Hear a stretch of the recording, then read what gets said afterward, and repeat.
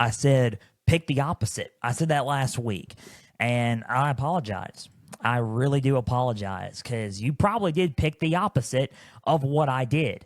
And all I got to say is this, and this is flat out just my apology. I went 3-1 in my picks this week. I got 3 right, 1 wrong. So much better week with NFL picks this week. Y'all picked the opposite. I kind of led y'all astray. I apologize. So if you're 1-3 this week and if you're listening to me, my condolences. I apologize for everything. Welcome to Pigskin Frenzy on this beautiful Thursday afternoon. Thank you for joining us. I'm Joel Norris. And whether you're watching on YouTube, listening on Spotify, listening on Podbean, listening on Apple, a big thank you for taking some time out of your Thursday to just sit back, watch, and listen to some NFL coverage presented by me. Now, if you're watching on YouTube, subscribe to the channel, like each episode, leave comments down below. Spotify, Podbean, and Apple, all you have to do is just share around with others and follow on there as well.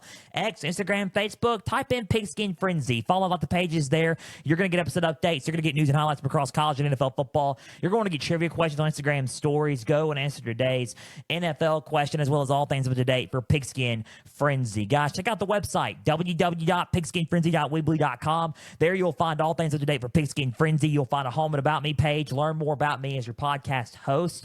You will find a contact info down below. You can write your name, email, and question. I'll get to it on the air or off the air if need be. We have our platforms page, all the platforms I just mentioned. You can click on that platforms page and click on which one's your favorite listening style of the show. There's also our affiliations page, which brings us to our proud partners at the Beard Club. Guys, if you want a great shave, I'm kind of growing my stubble back, but I know that I can use some Beard Club products. Significant others of your male counterparts, listen up. You're not going to want to miss what I have to say right now. Beard Club, if you're all listening out there, especially males, you will have a nice beard, you want to groom it, you want to look good and be in style while watching football or being around friends or family. The Beard Club has it all. Grooming kits and growth kits right now. It includes beard balm, beard oil, beard and face wash, boar bristle brushes, razors, combs. There's also loofahs. They also sell 2-in-1 shampoo and conditioners and body wash and more at the Beard Club. Just go to my website, www.pigskinfrenzy.weebly.com. There you'll find our affiliations page. You click on that affiliations page. Then you can go to the Beard Club logo. Click on the Beard Club logo and it'll take you to the site. There's also our link tree. The link tree is at this YouTube description down below. Click on the description of this YouTube episode right here down below. You'll click on that link tree. You can click on the link tree on my X bio, my Instagram bio, and my Facebook bio as well. Click on the link tree, click on the Beard Club link, and you will go to the Beard Club site. It is 25% off today with the code BDD25. Big deal day today. It ends big deal day today. 25% off with the code BDD25. Beard Club, proud partner of Pigskin Frenzy for the podcast. Thank you for being our proud partner, and it's going to help your grooming needs and facial hair needs be met. Special deals going on right now at the Beard Club. NFL Day, and we have it rocking and rolling, ladies and gentlemen. I went 3-1. I'm just gonna sit high and mighty in the lair here, in the war room lair for Pigskin, because I went 3-1. 3-1 after going 0-4. I told you to pick the opposite, and I apologize. So now y'all can listen to me, and then I go 0-4 again, and then everything just collapses before our very eyes. But, it happens. You never know what's going to happen in the sport of football, and that just proves it. And a lot of it just comes with okay, this is what I think is going to happen. But do we really know what's going to happen? I don't think we honestly know what's going to happen, right? We just think we know what's going to happen. So, hey, all power to me. I just cover the sport. I just, I cover it thoroughly. I just, I get stuff wrong. And I'm a man that gets stuff wrong. Everybody makes mistakes. Just, you can judge me for it if you want. I don't really care, but it's all good. Y'all can do what you guys want. NFL Day today, week 6 is upon us. We are going to recap week 5, the week 5 top slate of games. We're going to also preview and predict the top matchups for week 6. A lot of good games on tap for week 6. Spoiler alert, we're not doing Sunday Night Football for the first time this week. Surprisingly, we're not doing Sunday Night Football. There's other games that we're doing. We're not doing no Monday Night Football pigskin game. We're not going to do a Sunday Night Football pigskin game. We should be done with NFL games after the 4:25 Eastern window is concluded. So that's pretty good. Pretty good for pigskin. But we're going to get ready and rock and roll with that. We're also going to see who's in and who's out with the Pigskin Frenzy NFL injury report and the latest news across the league that's coming out of New York and coming out of Las Vegas featuring Davante Adams. We're going to talk about everything and dive deep into what's going on in the National Football League. Let's talk about week 5, and let's discuss our first game. It was last Thursday's Thursday Night Football game, which was pretty solid football game. I enjoyed it. I covered it, watched it Prime. If you have a Prime subscription, get it, because Thursday Night Football games are good. There's a game tonight, which we are covering Thursday Night Football again this week. So we're going to get into that a little bit later. But this game was a back-and-forth game. I picked the Buccaneers. This was the only game I was wrong on. The only game. I started off 0-1. The only game I was wrong on. I picked the Bucs, and I was wrong. The game went back and forth, went into overtime, and then Kirk Cousins just did it again, worked his magic, and buried him again. Final score, Falcons 36, Buccaneers 30 in one overtime. Very quick overtime. The Falcons led a game-winning drive quickly. 36-30 was the final in Atlanta on Thursday Night Football last week, and all power to Atlanta. Let me go on and tell you something. Let me just say one name, and I'm going to say it again just like I've said it a couple of weeks ago. Kirk freaking Cousins.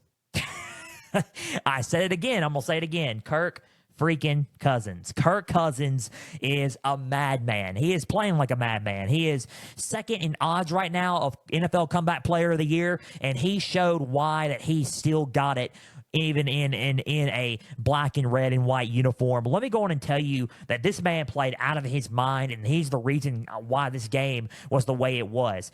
Total yards for the Falcons, 550 yards. Passing, 477 yards. They didn't run the ball a lot. It was 73 yards. But they did really, really good through the air, and their total yards were solid. 509 yards with Kirk Cousins total passing. 509 yards in 4 touchdowns. 509 yards and 4 touchdowns. He was 42 for 58. Threw like a madman. Unbelievable. If everybody had him in fantasy, he was a fantasy machine last week. And everybody's probably just sitting there, okay, we're going to start him in our lineups right now because he played like a madman. 509 yards. Unbelievable. And yes, Kirk, we do like that. We want more of that, obviously. 4 touchdowns, only 1 pick. Bijan Robinson had 61 yards. Drake London played well. Darnell Mooney played well. Cordero Hodge played really, really well. He had a touchdown, the game-winning touchdown late in the game. Cordero Hodge, 2 receptions, 67 yards, and a touchdown. Darnell Mooney had 2 touchdowns, 105 yards, 9 receptions. Drake London had a touchdown with 154 yards and 12 receptions. He was just sharing the ball with everybody. I'll throw it to you, and you. I'll throw it to the guy in the stands if he wants to put on a Falcons jersey.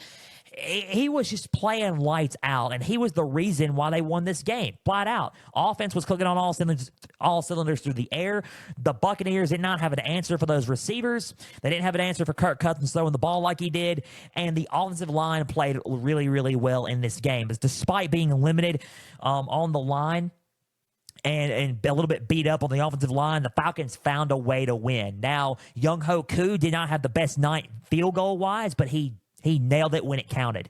And I think special teams came into effect when it counted because he was kind of getting blocked and he missed a few, but late in the game to send him in overtime, he did it. So all power to the Falcons. They played a lights-out game, played really, really good. This should ride somewhat momentum into the NFC South division for them and into this game coming up this week for the Falcons. Falcons this Sunday have the Panthers, another NFC South game coming up.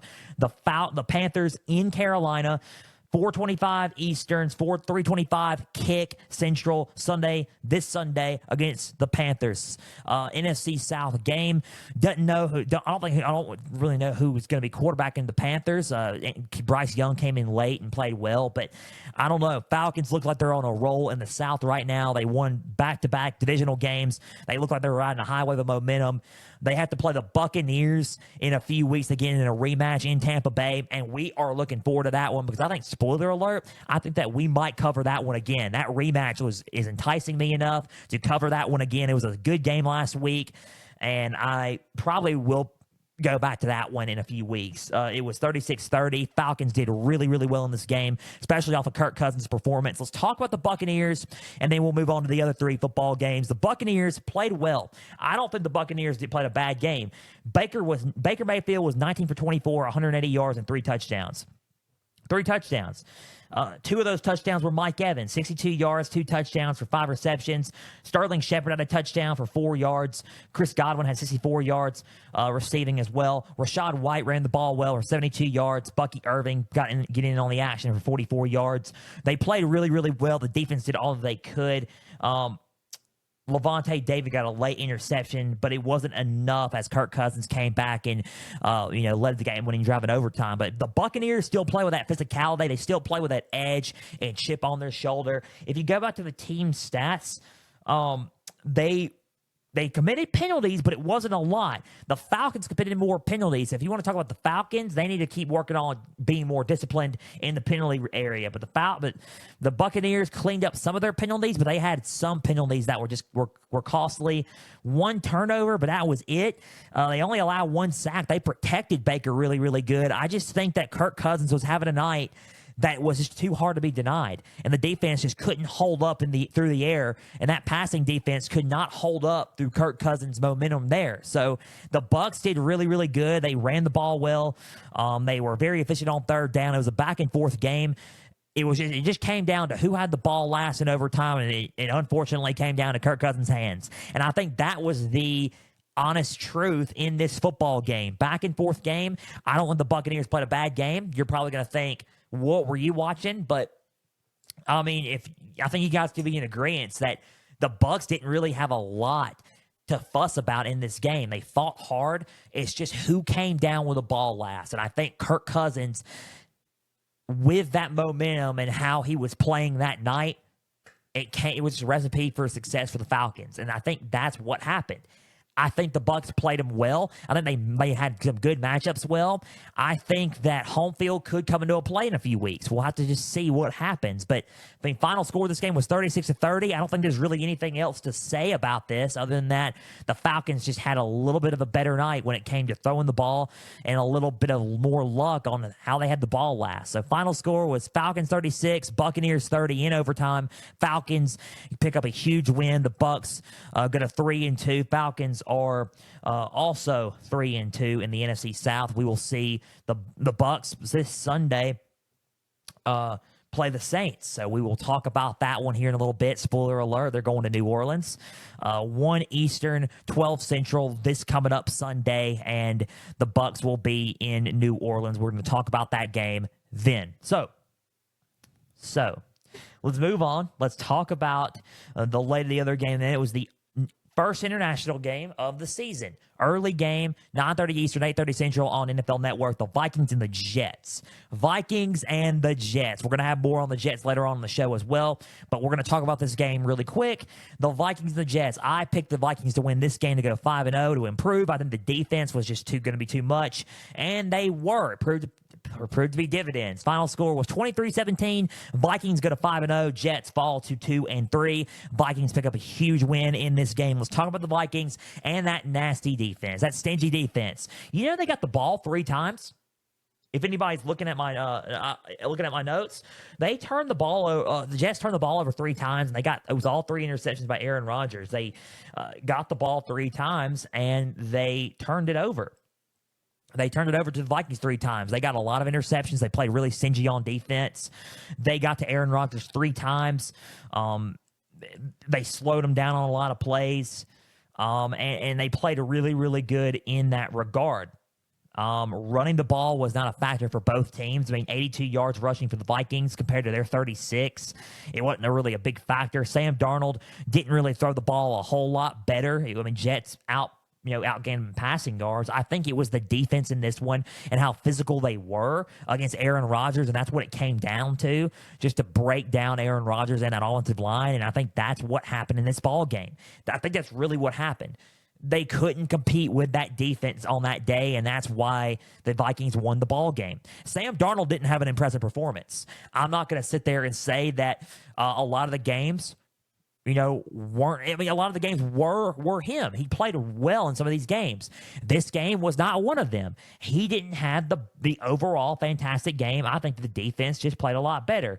If you look at his stats, 179 yards, an interception, he was 14 for 31. It wasn't the best. Ty Chandler had 30 yards on the ground. Aaron Jones had 29 yards on the ground.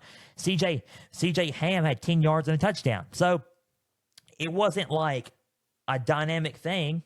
It wasn't like a dynamic thing. Stephon Gilmore for the Vikings, veteran defensive back for the Vikings, he had an interception.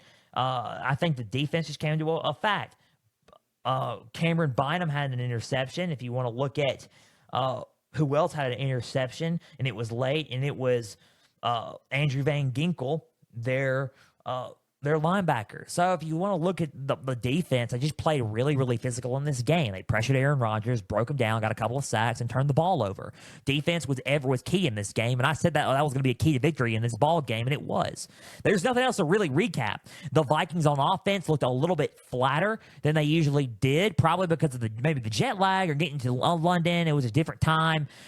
But on defense, they looked pretty solid, and they played a lot better than the Jets overall did, and I think that's what won them the game. 23-17 final score. Vikings are leading in the NFC right now. They're undefeated, 5-0 in the NFC. They're the number one team in the NFC. They're the number one team in the NFC North right now.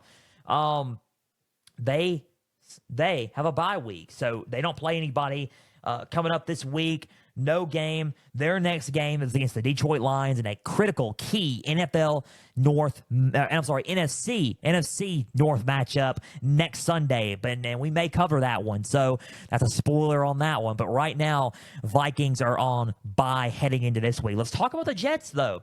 Jets were very interesting. Let's talk about those 3 turnovers. Aaron Rodgers playing with a low ankle sprain and getting through those games. He has a low ankle sprain. He said it after the game. He should be good to go for the Bills. We'll talk about that on the injury report. He's playing Monday against the Bills. Should be good for that one. We'll talk about it on the injury report. But he was playing through some pain. But he had 29. He was 29 for 54, 244 yards, 2 touchdowns, and 3 picks. The running game was really kind of non-existent. 23 yards with Breece Hall. Braylon Allen got 13 yards. Garrett Wilson had 101 yards and a touchdown. Alan Lazard had 34 yards and a touchdown. Tyler Conklin had 55 yards. Aaron Rodgers threw the ball a lot better, but the decisions were, costly at times. 3 interceptions and 3 crucial interceptions by Aaron Rodgers is what cost them this game, including a third one late to try to do a comeback against the Vikings. They were marching down the field to come back against Minnesota, and they picked the ball, and they threw a pick late. So critical decisions by Aaron Rodgers and critical decisions by this team.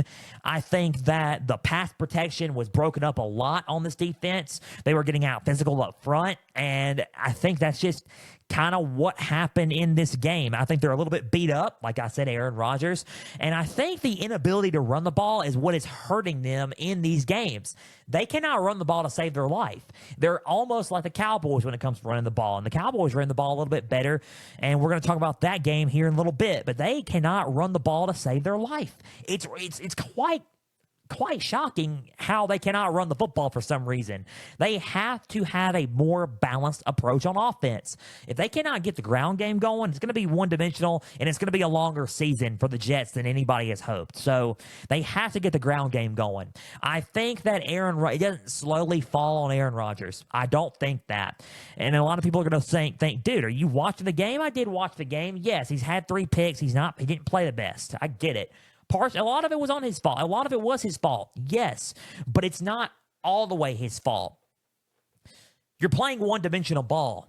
I mean, and it shows. You're playing one-dimensional ball. They don't have good run protection either. So the O-line needs to be worked on. It's starting to come into the effects of passing the ball too. So it's like if you can't run the ball and you don't have time to throw the ball, and then it causes interceptions and turnovers, and you throw turnovers because you don't really have time to throw the ball, then what can you do other than lose ball games? What can you do? There's really nothing. So they have to run the ball better. They got to protect the run better and protect the running back. They got to protect Aaron Rodgers. And then on top of that, Aaron Rodgers has to do his job and not turn the ball over, protect that ball. That's really it. Defense played all right. They played physical, but I think they just got outperformed late, and that was pretty much the Jets' story in this game. They're 2-3. It's pretty much been the memo of this season. They can't run the ball. They are turning the ball over quite often. They're getting to the core. They're getting to Aaron Rodgers a lot, and he's taking a lot of hits. So it's kind of like, what can you do? You're not playing championship level football in all those areas, and that's a recipe for disaster. It's a recipe for a loss each and every week. So we're just going to have to see what happens with the Jets and see what's going to happen then. Final score was 23-17. Like I said, Vikings are on bye. Jets have this Monday Night Football against the Buffalo Bills in New York, in MetLife Stadium. Bills at Jets, Monday night, coming up this week for week 6. So let's move on and let's talk about the Sunday Night Football game, and then we'll get to the Monday Night Football game, injury report, league news, and then preview and predict these top matchups. So we're moving along quite nicely on this show. Thank you for joining again. If you guys are new listeners on this show, we're at 3,800 listeners now for Pigskin Frenzy. So thank you for tuning in and just tuning in and listening and getting some football media and some coverage by me. And this is a good show to interact. If you want to interact, we can interact on the socials. Just type in Pigskin Frenzy. But thank you for joining this show, and thank you for being on this podcast and just listening to this show. 3,800 listeners. Crazy. 3,800 listeners for this show is wild. We're about to be at 3,900. We're about to accomplish another goal to get to 400 listeners and 400 viewers on the platforms for Pigskin. So we're about to accomplish another goal for this show. So we're working hard here in the lab. So thank you again. Let's talk about Cowboys and Steelers. Sunday Night Football game. It took a long time for the game to get started because of those strong thunderstorms entering the area. Yes. And they were entering. The game was supposed to start at 7:20. It started 8:20 Eastern. 7:20 Central. It started at 9:45 Eastern, 8:45 Central. So, and I was, we can just wait a little bit, and we waited, and finally the game kicked off. And it was the battle, to me, of kind of offensive play calling and who was going to try to stretch the ball down the field. I said the key in this game last week, and this is why I picked the Cowboys to win this ball game. I said the key in this was to stretch the ball down the field by the Steelers. And while they did that on a couple of plays, they didn't do it the whole time. Final score of this game, Cowboys steal it late. Cowboys 20, Steelers 17. I picked the Cowboys to win this game, and you're thinking, that was a risky pick. Yes, it was a risky pick because the Cowboys showed that they weren't the best team either. I don't think it was a good game by both teams. Nonetheless, it wasn't pretty, but the Cowboys got the win. Cowboys are injured on defense. We all already know that. I think that Dak did not have his best game either. If you want to look at the stats, Cowboys, he had 352 yards. So through the air, 352 yards. That was good yardage. But he had 2 touchdowns, which was also good. But it was 29 for 42 passing and 2 picks. Cowboys had a fumble too. So he had 3 turnovers in this game and still won. Rico Dowdell had 87 yards on the ground. He also was a factor to the air, snagging that touchdown for 27 yards through the air. Jalen Tolbert, 1 touchdown, 87 yards. CeeDee Lamb had 62 yards. Jake Ferguson had 70. They could not run the ball other than with Rico Dowdell. He was their man, 87 yards on the ground. But other than that, they didn't run the ball quite to the effect. They ran the ball better, but not to the effect that everyone hoped. So 87 yards on the ground, 17 for Dowdell, 17 for Elliott. Overall on the ground, they had 190 rushing yards. Steelers had to their 92. They were very efficient on third down, and I think that's where they got some of their wins. I said they had to win on third down. I said they had to keep that defense going and try to win third downs through that defense, and they did that. They accomplished a big key in this game, and I think that in keeping those drives going is what helped the Cowboys out later in the game.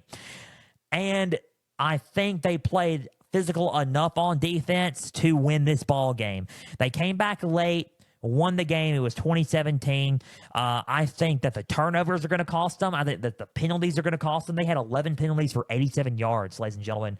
87 yards worth of penalties, 11 penalties overall. I think the penalties are very costly for Dallas. I think that the turnovers are very costly for Dallas. They have to be more physical as well. I think they are beat up on the defensive line, and I think they need Micah Parsons, DeMarcus Lawrence back as soon as they can get him. I don't know if they're going to get him back Sunday, and that's a game that they're going to need him at. We're going to talk about that game later on in the preview and predictions, but the Cowboys really need help in a lot of areas. I think being physical is one. I think being more disciplined is one as well, and they have to keep running the ball better. 109 yards is good, but you got to elevate that. Put Dowdell in there more, let him run the ball more, and find some open gaps to run the ball more. You did enough to slip up in the rankings. You were 32nd in the league. I think they're now 31st in rushing in the league right now and on rushing offense. If I'm not mistaken, I'll check the stats here in a little bit, so congratulations on that. As far as I know, they're 31st. Let me check the notes. In this one, they are 31st in rushing right now. Yes, so congratulations to that on them. But they still have to run the ball a lot better. Minimize the turnovers and just play with a better edge. I think Dak didn't have his best game by no means. I don't think CeeDee Lamb did either. But the Cowboys are a team right now that they are not where they were last year. Let me just put it that way. They need to play a lot better, in my opinion. But they got the win. And I'm going to tell you why I picked them here in a little bit. Final score was 20-17. Cowboys this week have the Lions at home, so it's a home game against the Lions. They have a solid and tough and a white-hot Detroit team coming in to Dallas. A rematch after that controversial game in around New Year's or in December. Final score of this game was 2017, 4:25 Eastern, 3:25 Central kick Sunday between the Lions and the Cowboys. Let's talk about the Steelers before we talk about that Monday Night Football game for this week. Let's talk about the Steelers. The reason why I picked the Cowboys to win this game is because the inability to stretch the ball downfield. I think that the defense is solid. They were really physical against Dallas in a lot of areas. They were. I think that penalties is what cost them. They had 50 yards worth of penalties, 8 penalties, 50 yards. They got to be more disciplined. I think that they could not convert on third down. They ran the ball with quarterback misdirections and running the ball a lot, and it was just kind of one-dimensional because they were running the ball on the ground. And the thing is, you would think not, because they had 92 rushing yards and passing yards was 134. So they passed the ball, but they didn't stretch it downfield. Some of the play calling was a little bit conservative, and I think in this game kind of cost them a little bit for the Steelers, and that's just how I view it. Crucial turnover at the end, fumble. I think that the play calling was the biggest thing. I think if you have the ability to utilize Justin Fields through the air, let him stretch it out a lot more than he did this past Sunday, you probably could have beaten the Cowboys and you could have won this game. And I think you can win the game against the Raiders Sunday. But you have to stretch the ball down the field and be more aggressive when you play calling. Stretch the ball downfield, play aggressive with those receivers. I don't think he has Pickens, and Pickens was very limited because it was a part of their game plan. He has Pat Freiermuth, but he needs more help in the receiving area. Who's going to step up in the receiving core for Justin Fields? So Justin Fields does need help. I'm not going to lie. He does need help, but he also needs help from his OC. He needs help from Arthur Smith to call the plays a lot better and dial it up, and that way the Steelers will be really, really good.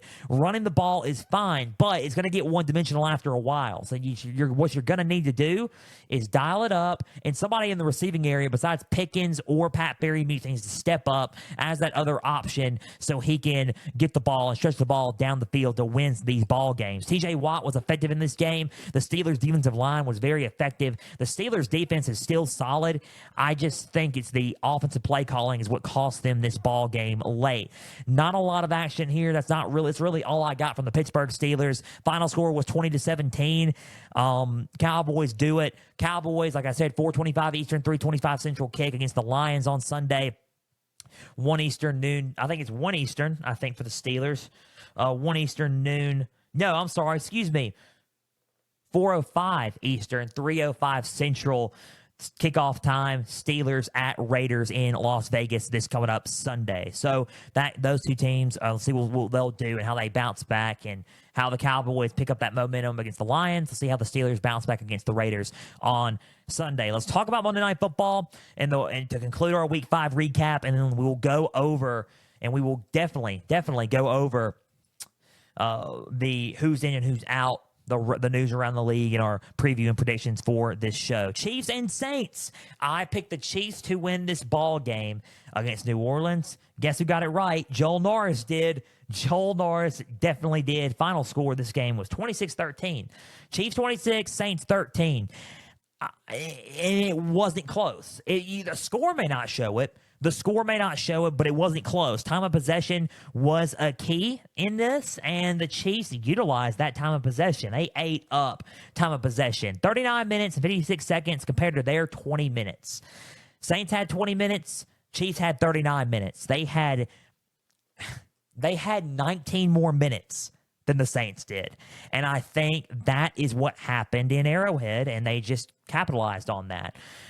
Penalties, the Chiefs had more penalties. So I was very surprised by the refereeing and the officiating. It was a very fair officiated game, very fair game. Both teams had an equal amount of penalties. Both teams turned the ball over once. 5 penalties for the Saints. Chiefs had 6 penalties. What the Chiefs did, though, is ran the ball effectively. 139 yards on the ground compared to their 46. Mahomes did really, really good through the air. They had the total passing yards was 321. Their third down offense, they were converting on third down really, really well. They played well in those regards. He had 331 yards, 1 pick, no touchdowns, 28-39. Mahomes, this is Mahomes' worst season stat-wise. I think so far this season is his worst season stat-wise, but as long as the team gets a win.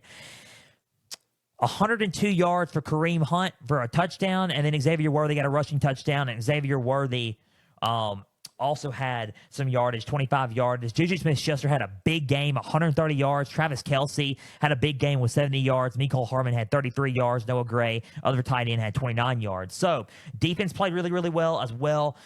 They had a turnover, an interception by Brian Cook.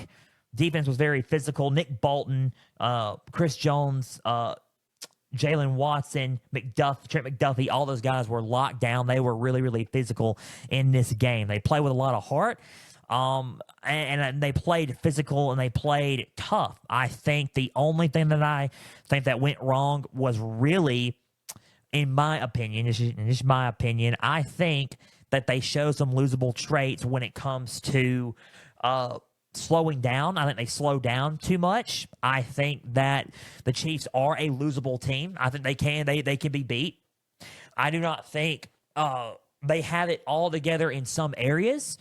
And that is when it comes to plays blowing up. And I will say they'll have a play on tap, and then when it blows up and they try to improvise, it just collapses under them.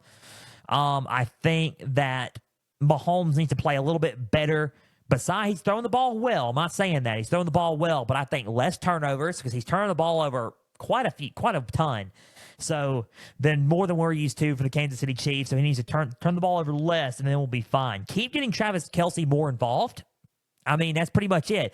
Kelce getting 70 yards was probably his biggest game he's had this season. He's only had 70 yards. So he needs to get involved again a lot more than what he's used to, a lot more than when he's back to what he's used to. He needs to get involved more and get better more. The running game, Kareem Hunt is that was really solid. My Hunt running the ball is doing that quite well. Run the ball more, replacing Pacheco for the time being. Rashee Rice being out has kind of hurt them as well. And I think that Juju Smith-Schuster stepping up for 130 yards was really, really good. They need people to step up, and I think injuries have kind of hurt them in a way. So keep stepping up when need be. The Chiefs look like they can be a beatable team. They don't play like they are dominating anybody, but they're playing with the will and the determination to win ball games. So this was a fair game. Final score was 26-13. Chiefs do it against the Saints in Arrowhead. Let's talk about the Saints before we move on to our Pigskin Frenzy NFL injury report and conclude our recap for Week 5. Derek Carr had 2 touchdowns and interception, I think he was 18 for 28, 165 yards. He got hurt late with an oblique injury. We'll talk about that on the injury report as well. Jake Haener came back in, had 17 yards and 2 for 7. That will do it. Rashid Shaheed had 86 yards, a touchdown. Alvin Kamara had 40 yards receiving. He only had 26 yards on the ground. They couldn't run the ball more.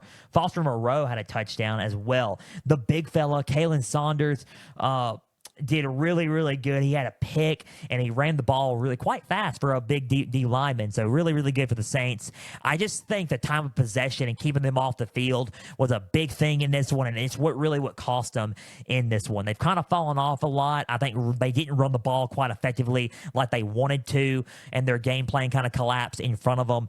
I think the Chiefs had a better game plan. They kept them off the field and threw the ball, had a more of a balanced offense, and they couldn't. The Saints defense really couldn't hold up against Mahomes this coming up, and Mahomes in that offense this past Monday. So that's really, really it for this recap. I mean, it's really nothing else to say. The Saints just didn't play to their strengths like they have been. I mean, 46 yards on the ground. They had 174 yards.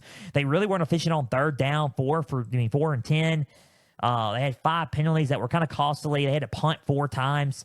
They were stopped a lot. So if they got stopped a lot with getting going 3 and out, getting kept off the field, of course they're not going to win this game. So there's really nothing else to say, but you got to manage those third downs, and you have to get involved, get Kamara and get that ground game going involved a little bit more. And I think that's what he got to do this coming up Sunday against the Bucs, really. So final score of this game was 26-13. Chiefs defeat the Saints. The Chiefs have a bye this week.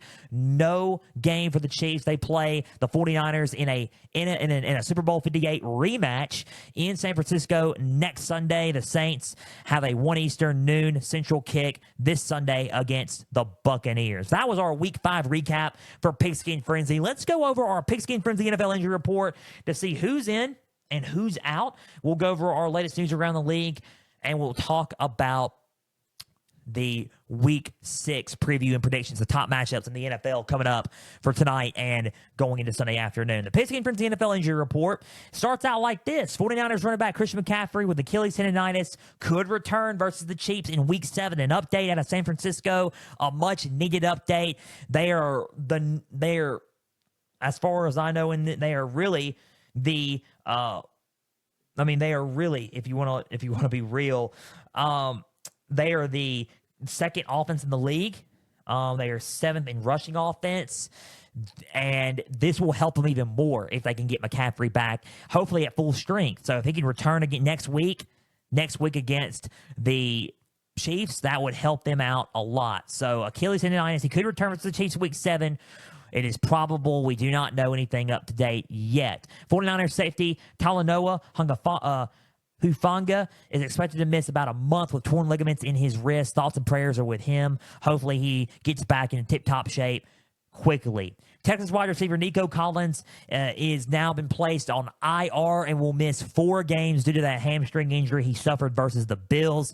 Thoughts and prayers with Nico Collins. Hopefully Collins gets back in better shape and he makes a speedy recovery. C.J. Stroud missing a big piece of his offense there.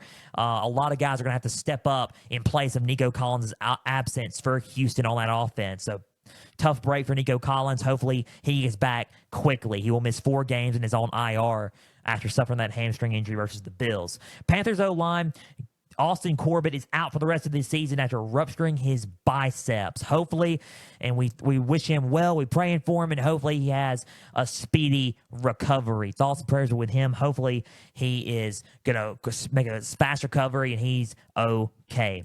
49ers even to the end. Yetur Gross-Mateos is out for 4 to 8 weeks after having knee surgery. So thoughts and prayers are with him. Hopefully he is okay, and hopefully everything is good with him, and he makes a speedy recovery, and he gets back quickly on the field. Bengals evens it back. Dax Hill tore his ACL last Sunday versus the Ravens and expected to miss the rest of the season. Thoughts and prayers are with him. The Bengals did not need that. They need all the help that they can get on the secondary, and that is a tough break for them. Thoughts and prayers are with Dax Hill, and hopefully we wish him well, and he makes a speedy recovery to get back on the field next season. Jets quarterback Aaron Rodgers has a low ankle sprain, but should be fine versus the Bills Monday night. So that's good, very good news. He should be good to go for Monday Night Football there. Chiefs wide receiver Rashee Rice had successful surgery on his LCL. Update on him: he is expected to miss the rest of the regular season. He could be back for the playoffs, maybe. Who knows? But very good news that he did not damage his ACL, his meniscus. He didn't damage anything. No structural damage done besides the LCL. But he's expected to miss the rest of the regular season. So the outcome was a lot better than what a lot of people have hoped. Rashee Rice will miss the rest of the season, though. Thoughts and prayers are with him. Hopefully he makes a speedy recovery. And that's what I was talking about just a minute ago. A lot of people have to step up in place for Rashee Rice being out. A big part of their offensive game plan is now going to miss the rest of the season. Saints quarterback Derek Carr had an oblique injury. There's an update on him. He's expected to miss multiple weeks after suffering the injury against the Chiefs on Monday. Spencer Rattler will start in place of him Sunday versus the Bucs. So that is breaking news there. Raiders defensive line Christian Wilkins is out indefinitely and is headed to IR after undergoing foot surgery. He will be back hopefully later in the season. So thoughts and prayers are with Christian Wilkins. Hopefully he makes a successful and speedy recovery soon. Big part of that D-line out indefinitely with the foot surgery. Colts wide receiver Michael Pittman is expected to miss multiple weeks with a back injury. He is going to be out, and a big part of their Indianapolis' offense is out right there. So someone's got to step up for Michael Pittman. Hopefully everything is okay, and he gets back on the field quickly and makes a speedy recovery. We're thinking about Michael Pittman there, and hopefully he makes a speedy recovery there. Seahawks edge Uchenna Nwosu has a thigh injury and will miss 4 games and is headed to IR. Thoughts and prayers are with him. Hopefully he heals fast and he gets back on the field sooner rather than later. Big, tough loss for that Seattle defense on the edge there. Someone's going to have to step up there and replace for Nwosu's absence. That's going to be tough. Cowboys defensive back Deron Bland is off of IR, and he could return even as early as Sunday versus the Lions. So very good news for the secondary there for the Cowboys defense. They gain another player back for Sunday in the secondary, and that is something that they needed heading in to this tough matchup against the Detroit Lions. So that's a really big one there. Last but not least, and this is a big one, some news there. Dolphins quarterback Tua Tagovailoa is set for an expert consultation this week over his concussions. We will have to see what the outcome of that is. We don't know anything yet, but as of now, as of Thursday, we don't know anything yet. But right now, thoughts and prayers are with Tua. A lot's going on. Everyone's calling him. Everyone's probably telling him, hey, man, he's got to hang it up because of his concussions. We'll just have to see. You guys already know my thoughts on everything with the situation with Tua, but thoughts and prayers are with him. Hopefully he gets the right choices and everything is okay with Tua. So that's the latest on Tua Tagovailoa here for the Miami Dolphins. So thoughts and prayers with everybody on this list, and everybody, hopefully everybody makes a speedy recovery and gets back on the field sooner rather than later. That was the Pigskin Frenzy NFL injury report. Let's talk about other news in the league, and let's talk about the New York Jets going out of New York. It was business as usual. And this is a thing that we need to discuss because I saw it, and it's something big going into the season. So it was business as usual for the New York Jets this past Monday or this past Tuesday going in and earlier this week, and it's going business as usual. Robert Saleh walking into the business to the facilities, and he got in and owner Woody Johnson was there for him waiting, and he was like, hey, we need to talk. And it came out, reported by ESPN, Adam Schefter, The Athletic, a bunch of different reports, and it was breaking news. The Jets have officially fired Robert Saleh, their head coach. Robert Saleh has been fired after a 2-3 start of the season. The decision was made by owner Woody Johnson. He did not consult the front office nor the team. He was also escorted out by security, per The Athletic and other multiple reports. So he was not able to speak with the team about the firing. And everybody knows Aaron Rodgers has no consolation of it, nor does the team. It was the sole decision of Woody Johnson, Jets owner. Let's unpack this and let's talk about it for a little bit. We just went over the Vikings game. Nathaniel Hackett's job was thought to be in jeopardy, but he is still on staff right now, as far as we know about the New York Jets. As far as being like an interim coach, rather. Hold on, let me just see. As far as an interim coach, it's Jets defensive coordinator Jeff Ulbrich. Jeff Ulbrich as the defensive coordinator. He is now the interim coach for the New York Jets, probably for the rest of the season. So Jeff Ulbrich is the interim head coach.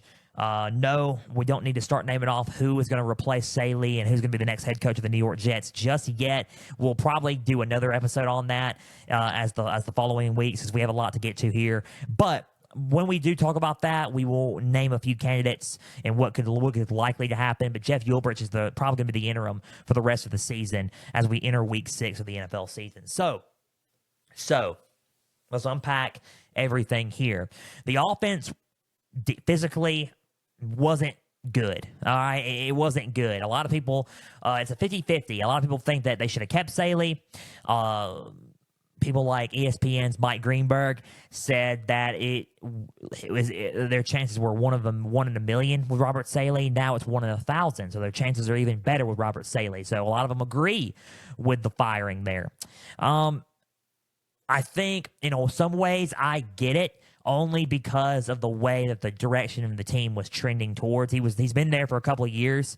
Robert Saleh's been there for a couple of seasons, and he's been given chance after chance, and the team's not really improving all that well. They need to improve up front and on the line. They can't run the ball well, and I think a lot of that can fall into the shoulders of Nathaniel Hackett and Robert Saleh. So, in a way, I kind of agree with it. I don't agree with the fact that he didn't get to address the team.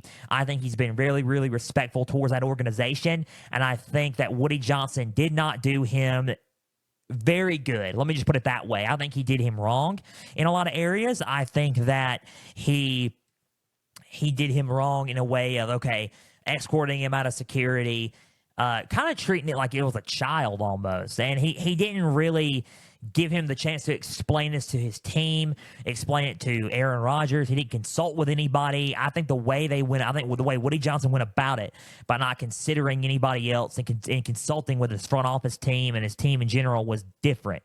Very different approach. I don't know if I necessarily agree with the decision on that aspect, but I think on the field, in terms of on the field aspect, I think that Robert Saleh's removal was the right call, only because I think they were trending in a direction where it wasn't going to be fixable under his direction, right? So they've given him chance after chance. I agree with it. I think they could have handled it differently, but I think that he needed to be let go and somebody else needed to be stepped in place, and the direction of the team needs to be addressed later this season, and hopefully it gets changed and turned around during the offseason going in to next year's season, because I don't think the Jets are going to be in it. Let's be honest. The Jets are not going to be in it. They're not going to compete right now. I mean, there's still time. They're 2-3, but I don't know. With the schedule they got, with the inability to run the ball right now, they do not look like a team that would win it all and go to the playoffs. So let's see how the Jets do and the future of the Jets hold. But that's my thoughts on the Robert Saleh firing and everything going on there around New York. How does this affect the Davante Adams trade? Well, let's talk about Davante Adams.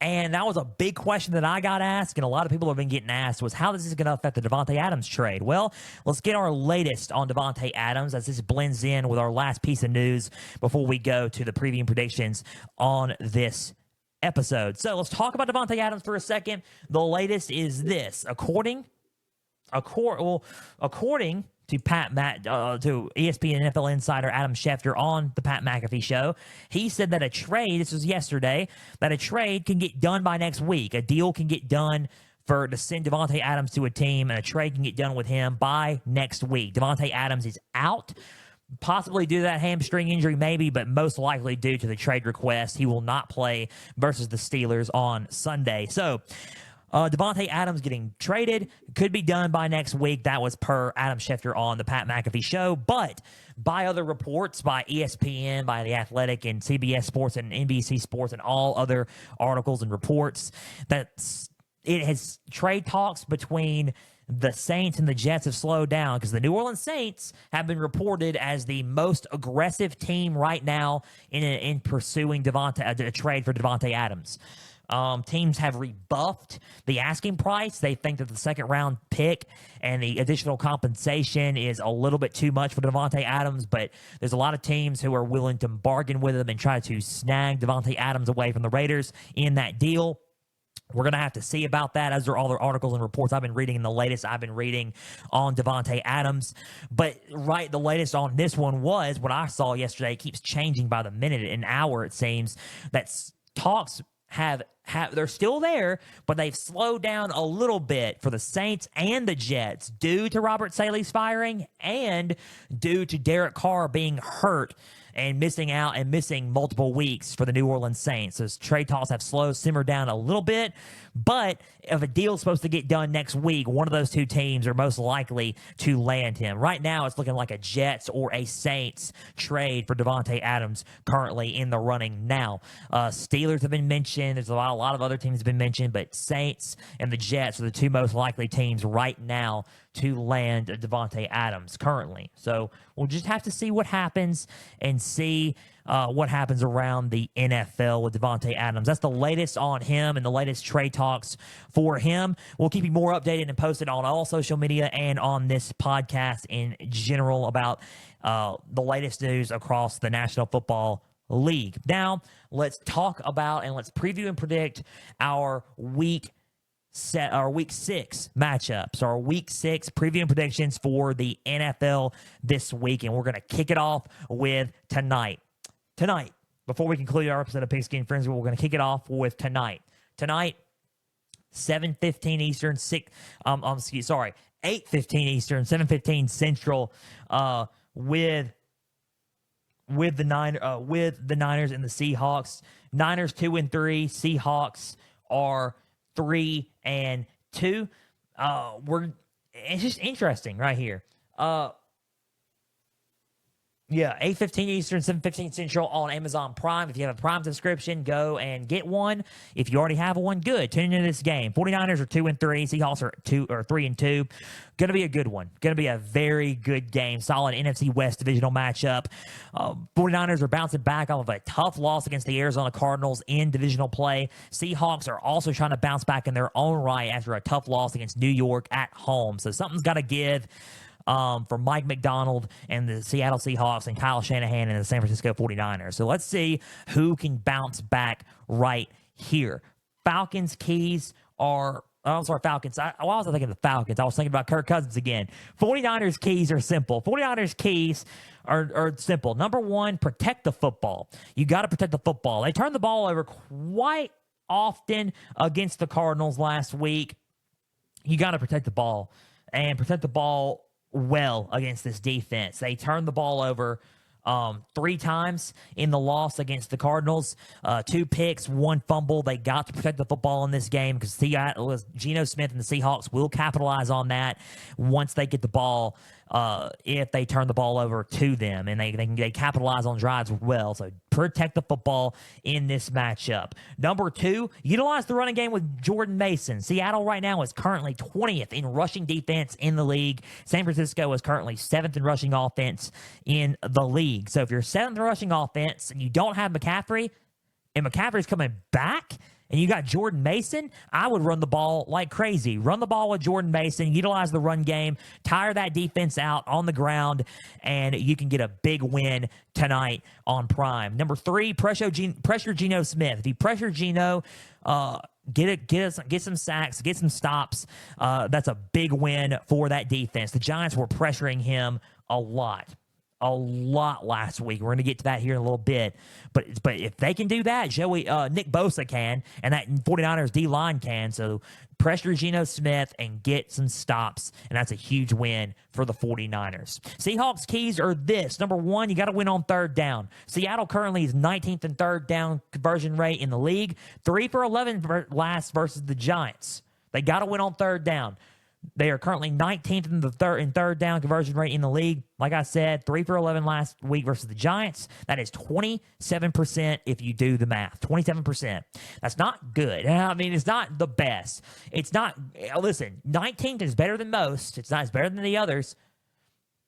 It is better than the other 13 to 12 teams 12 to 13 teams in the league, but it's not the best. You have to win on third down. You got to keep that Niners offense off the field. So you got to win on third down there. Number 2, force as many 3-and-outs as you can. San Francisco currently is 2nd in offense in the league. They're also 4th in passing offense and 7th in rushing offense. Seattle right now is currently 11th in defense in the league. Their numbers have dropped a little bit and dripped down a little bit since a few weeks ago, before that Lions game.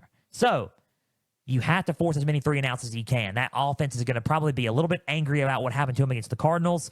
Brock Purdy's clicking on all cylinders with his wideouts. The running game is being utilized by Jordan Mason. You got to get as many 3-and-outs as you can. That defense has to step up and slow and contain that offense. If you can do that, you get a big win in this game here.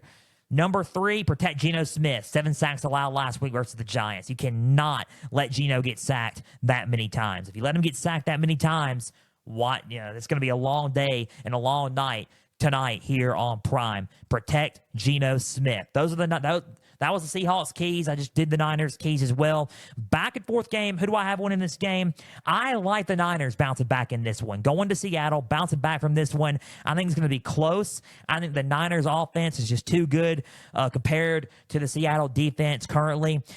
Give me the Niners winning this game. I think it's going to be a score of 24-17. 49ers 24, Seahawks 17. The Niners get the win and go to 3-3. Seahawks go to drop to 3-3. Niners go to 3-3. Seahawks 17, Niners 24. Give me the 49ers to defeat the Seahawks tonight on Amazon Prime. 49ers, get it done. So, next game up that we're covering, Bucs at Saints. Buccaneers are 3-2 at Saints 2-3. Both of them are trying to bounce back after losses as well. Saints coming off of a tough road trip to Arrowhead, tough road loss there. Buccaneers coming off of a trip in their own right to Atlanta, and they coming off of a close overtime loss from Atlanta last Thursday. So Buccaneers 3-2, Saints 2-3. Something's got to give here in this crucial NFC South matchup. Buccaneers keys are simple. Number 1, win the time of possession battle. Do what you did against Philadelphia two weeks ago.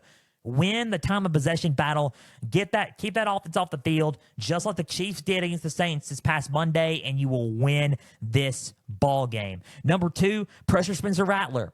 He's a rookie making his first start, a regular season start in the NFL. Pressure him, force him to make some mistakes and make some bad decisions, and pressure him and get him off the field, and you should be fine. Number 3, force turnovers. Kind of goes hand in hand with pressure Spencer Rattler. Force him to make some turnovers, turn the ball over, and capitalize on those turnovers. If you can do that, you should be fine in this ball game early Sunday afternoon.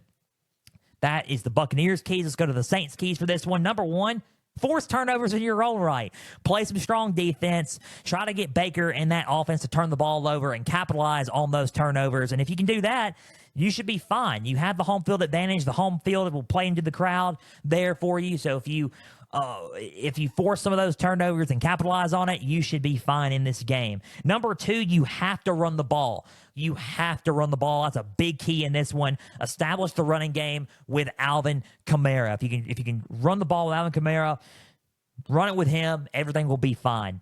Number 2, establish that running game with Alvin Kamara. It should be good if you can run the ball with him. Number 3, let those playmakers make the plays. Spencer Rattler has help. He has Chris Olave. He has Alvin Kamara. He has Rashid Shaheed. He has Jawan Johnson. He has those playmakers to dish the ball to. Let those playmakers make plays. It doesn't have to. You don't have to overcomplicate things in this game.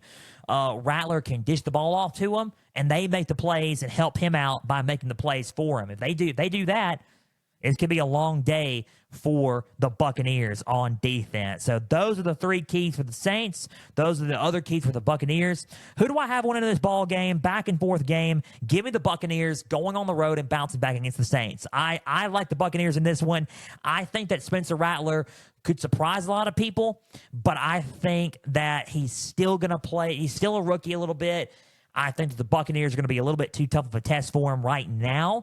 I think that the Buccaneers get a couple of stops, get a couple of sacks in, and they defeat the Saints on the road in New Orleans. The Buccaneers, and they go to 4-2. They go to 4-2, and the Saints go to 2-4. Buccaneers win 24-14. Buccaneers 24, Saints 14.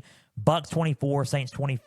Bucks 24, Saints 14. They get a 10. The Buccaneers get a 10-point win and get the win over the Saints in New Orleans. Buccaneers take the win. So next game up, 2 more games that we're doing. Next game up is the Commanders at the Ravens, and I was honestly excited when I found this out that they were going to play, especially with the way Jaden Daniels and the Commanders have been playing. They're 4-1. They've been balling out. They just got done destroying an AFC North opponent in their own right against the Browns. Now they got to face the defending AFC North champions and the former number 1 team in the AFC last year, the Baltimore Ravens. It's in Baltimore. It's at Baltimore. Commanders go on the road. They're 4-1. Ravens are 3-2. Ravens had a comeback win against the Bengals in an AFC North matchup there. Commanders have been riding a high wave of momentum. Something's got to give, and it's about to go down on the ground in the running game, and this is what's going to be so special about this game.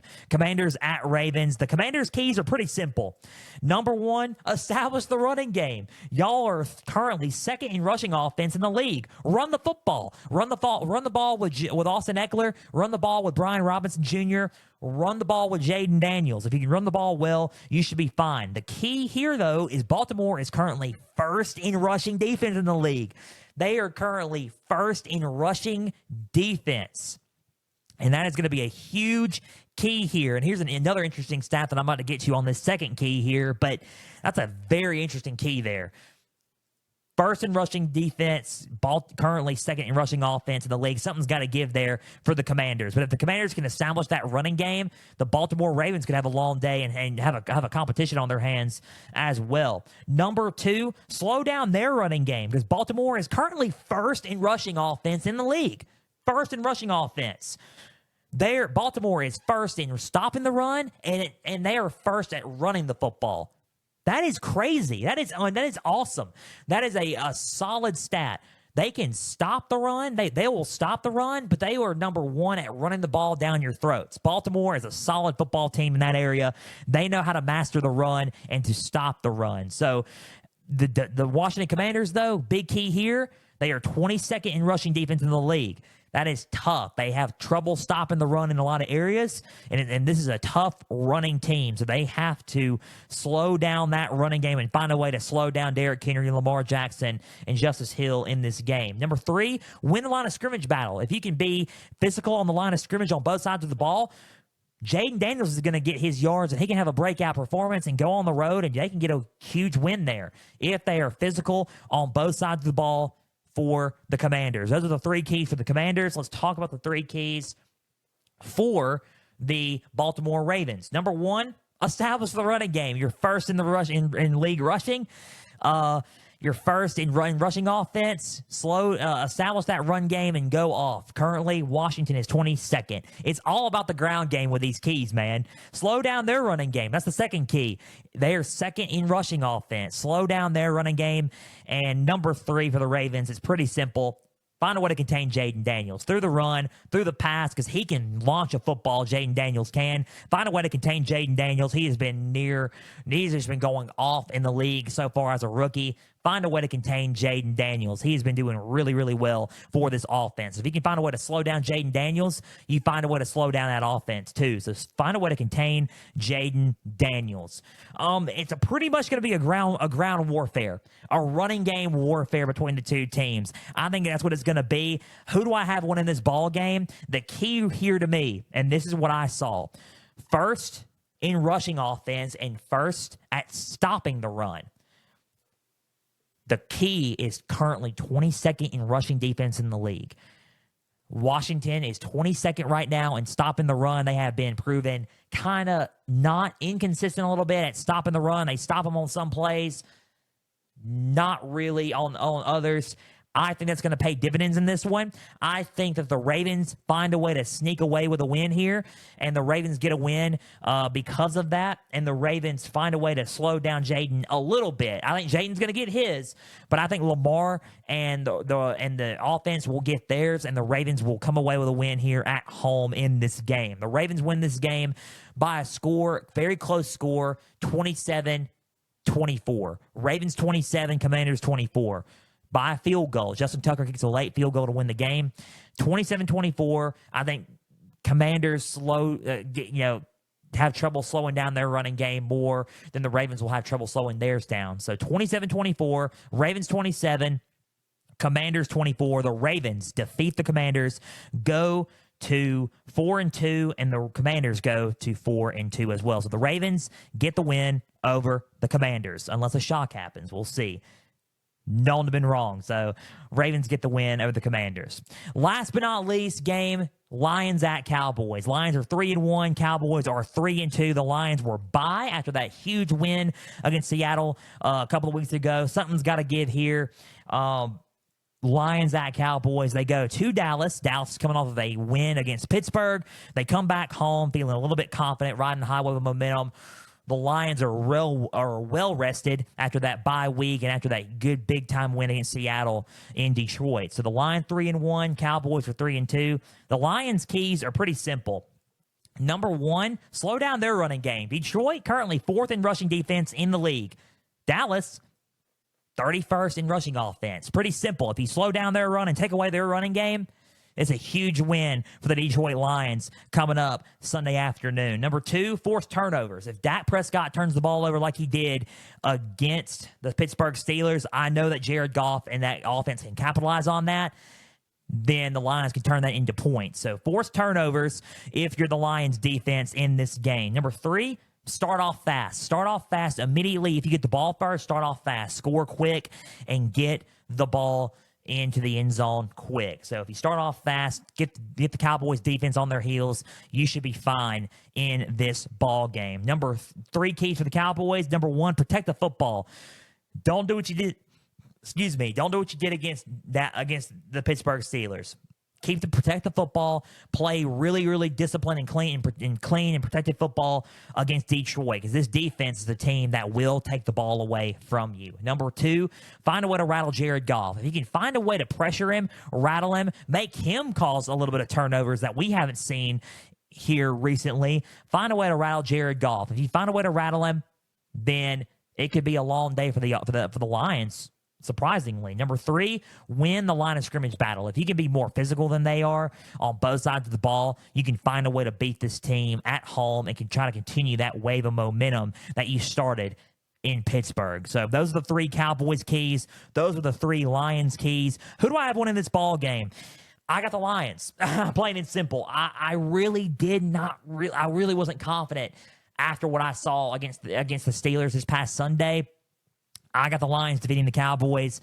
I think that the Lions get this win. I think they go to 4-1 and the Cowboys go to 3-3. Give me the Lions 31-14. I think the Lions win 31-14. Lions 31, Cowboys 14.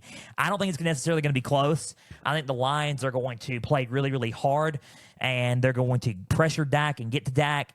And I think that the running game and the imbalance of the running game is too inconsistent right now. I think it's going to cost them. I think the Lions take this one on the road, 31-14. Lions 31, Cowboys 14. The Lions go to 4-1. Cowboys go to 3-3. The Lions defeat the Cowboys and go to 4-2.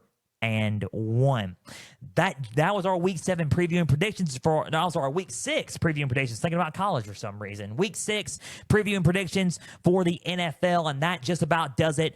And for Pigskin Frenzy, a big thank you for taking some time out of your Thursday to just sit back, watch, and listen to some NFL coverage presented by me. Now, if you're watching on YouTube, subscribe to the channel, like each episode, leave comments down below. Spotify, Podbean, and Apple, all you got to do is just share around with others and follow on there as well. X, Instagram, and Facebook, just type in Pigskin Frenzy, follow up the pages there. You're going to get episode updates. You're going to get news and highlights from across college and NFL football. You're going to get trivia questions on Instagram stories. Go and answer today's college football question, as well as all things up to date for Pigskin Frenzy. Guys, check out the website, www.pigskinfrenzy.weebly.com. Thank you for bringing our proud partners at the Beard Club. Shout out to them as well. We will be back Tuesday with our Week 7 recap of college football, and we will preview and predict Week 8, the top matchups for Week 8. We will recap the top matchups of Week 7 and preview and predict the matchups for Week 8 of the college football season on Tuesday. And check out the AP poll as well. Until Tuesday, I'm Joel Norris signing off. Enjoy tonight's game, 8:15 Eastern, 7:15 Central on Amazon Prime. 49ers at Seahawks. You're not going to want to miss it on Amazon Prime. Enjoy this weekend slate of college games and NFL games. And until Tuesday, I'm Joel Norris signing off. We will see you then. For everybody out there, please and always stay the course.